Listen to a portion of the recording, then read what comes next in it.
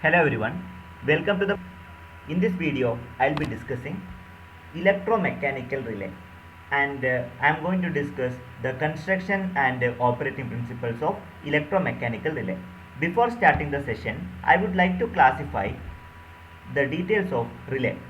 Basically, protective relay can be classified based on the operating and construction principle such as electromechanical relay, then static relay and numerical relay.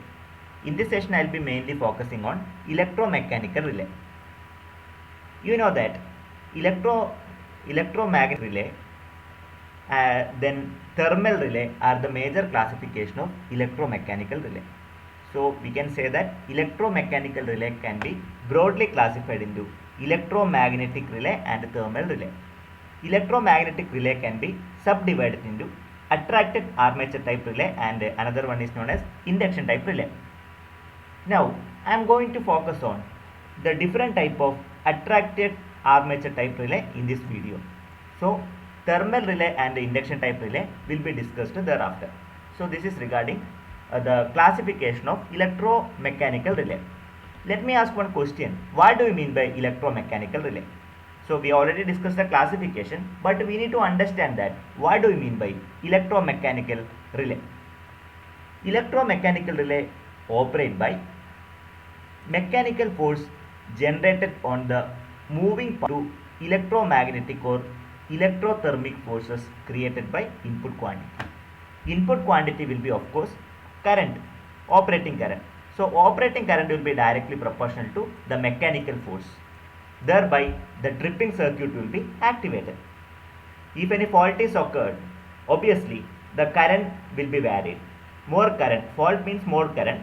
Whatever the current is actually given to the input of electromechanical relay, thereby the tripping circuit will be activated. There will be two contact. Definitely due to the movement there will be force creation.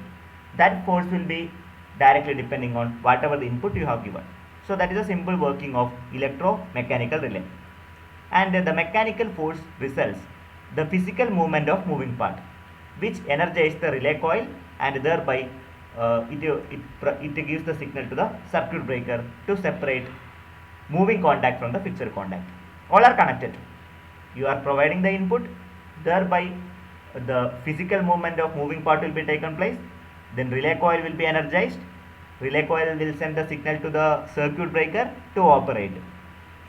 The mechanical force is generated due to the flow of electric current. Thereby we can able to correlate the electric current and the mechanical force.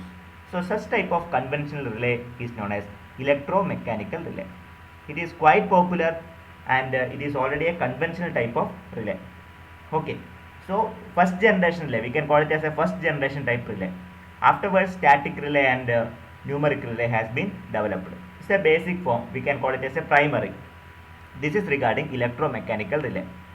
Now, I already discussed about the classification. In this classification, I am mainly focusing on the attracted armature type relay. What are the different type of attracted armature type relay? First and the foremost, what do you mean by attracted armature relay? You know, attracted armature relay that respond both AC and DC. It operate based on electromagnetic attraction principle. So you know the difference between permanent magnet and electromagnet. Anyway, the magnet will have the property of attraction and attraction. Okay. The electromagnetic force exerted on the moving element is proportional to the square of the current. So whatever the force which is generated, that is directly proportional to the square of current. So current will be the input and force will be the output will be the force. So that is the strategy that you have to remember. The motion of the moving element is controlled by spring or gravity control, which you already studied in your measurement. First and the foremost, I would like to discuss about the hinged armature type relay. Here you can see a temporary magnet. One coil is there, then one metal part, conductor part. Then the coil is getting energized. Thereby the particular conductor become a magnet. Thereby it will be attracted towards the armature. While attracting, there will be a force. That force will be utilized for activating the tripping circuit. To modify the circuit, we are using a compensatory coil, compensatory circuits. This is your current limiting resistor and we are having a capacitor. And here we are using a transformer actually. This is a modified circuit, and this particular conductor become magnet once you provide suitable amount of current, thereby the attraction will be taken place. This will be activating the tripping circuit. This is the way how hinged armature type relay is getting operated. You can able to calculate the attractive force by using the formula F is equal to Ki square, that means K into I max into sin omega t the whole square. If you want, you can able to divide sin square omega t. Sin square omega t is nothing but 1 minus cos 2 omega t by 2. So 1 by 2 will be taken outside, K is a constant, then I can divide like this. Here also I can divide both AC component and DC component. Here applications are mainly Elram relay, indicating flags, etc. As I said earlier, you can divide those entire equation into AC component as well as DC component. Here you can able to mention like, see, K I square max into 1 by 2, that is a constant component, where this is your AC component. Okay, so AC component will be depending on time, time and frequency. The major advantages are operating speed is very much high, less volt ampere burden, VA burden is very much less. The relay will not consume any power. The main setbacks are relay produce humming sound, it is a noisy operation, relay affected by the transients. Okay, these are the importance of hinged armature type relay. If I talk about plunger type relay, the thing is there will be a solenoid. You can see a solenoid. It is basically an inductor. Then we can able to see a plunger. It is made up of a metal part.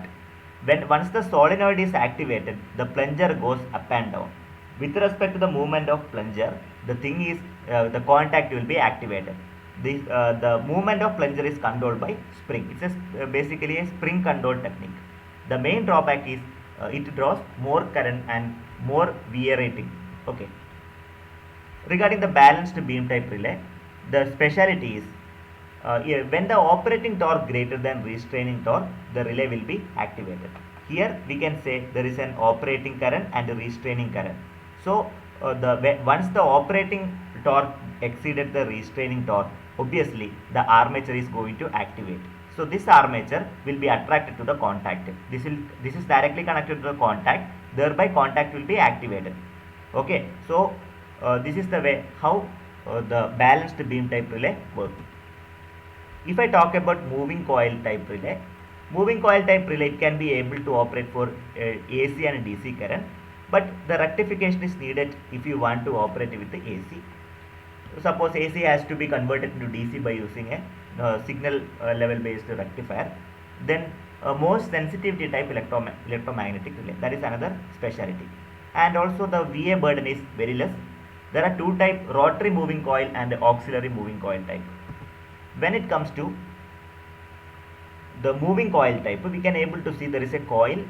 You can see a coil, then there is a fixed contact, this is the moving contact, and permanent magnet produce the constant flux, thereby the coil will be activated, then moving contact will be attracted towards the fixed contact.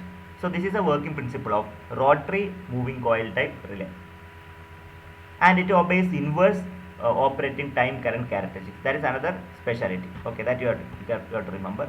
If I talk about the moving coil type relay, the thing is we are having a particular magnet. A permanent magnet is available here. This is your permanent magnet. It produces the flux obviously, and this is your south pole of a permanent magnet, and this will be the north pole of a permanent magnet. We will be having a solenoid with a suitable coil. Once you are activating the particular, with respect to the flux, with respect to continuous flux, or with respect to the passage of permanent interaction of permanent magnet, the solenoid will be activated, thereby the tripping action will be taken place. Operating time is restricted to 30 milliseconds. Coil has only the axial movement. It also follows inverse operating time current characteristics. So the next one is actually polarized moving iron relay. So here we are having a magnet, there is a coil, the current will be passing through the coil, thereby coil is getting energized, then the force will be generated here.